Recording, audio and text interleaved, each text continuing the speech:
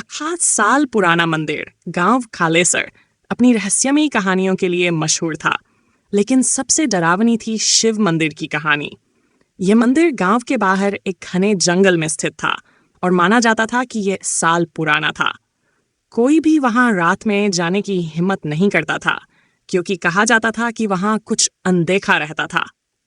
गांव के बुजुर्ग बताते थे कि सैकड़ों साल पहले इस मंदिर में एक तांत्रिक आया था जिसने शिव की कठोर तपस्या की थी, लेकिन उसकी शक्तियों की भूख कभी खत्म नहीं हुई।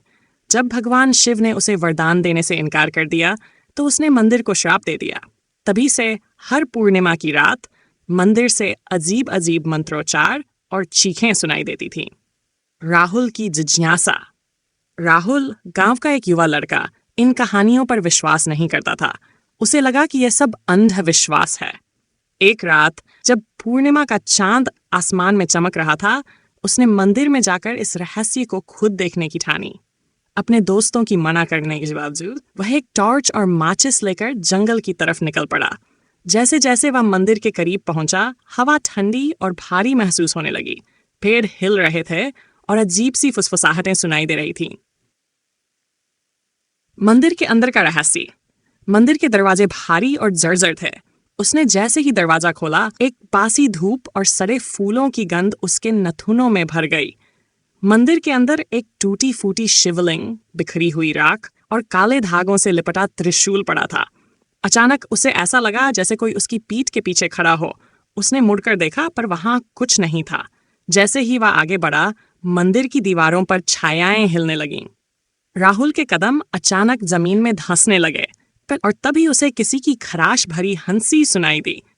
श्राप का असर, राहुल ने पीछे मुड़कर भागने की कोशिश की, लेकिन मंदिर के दरवाजे खुद बंद हो गए। उसकी टॉर्च चपचपाने लगी और एक भयानक काली आकृति शिवलिंग के पास उभरने लगी। तुमने मेरी तपस्या भंग कर दी, अब तुम भी श्रापित हो। उसका शरीर ठंडा पड़ गया।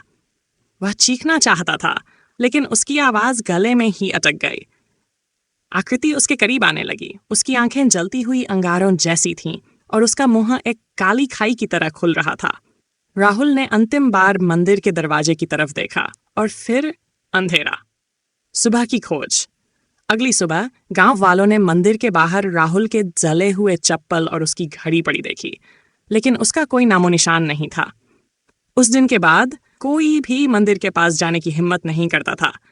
हर पूर्णिमा की रात वहां से किसी के हंसने और रोने की आवाजें आती थीं, और अब मंदिर किसी और जिज्ञासु आत्मा का इंतजार कर रहा था।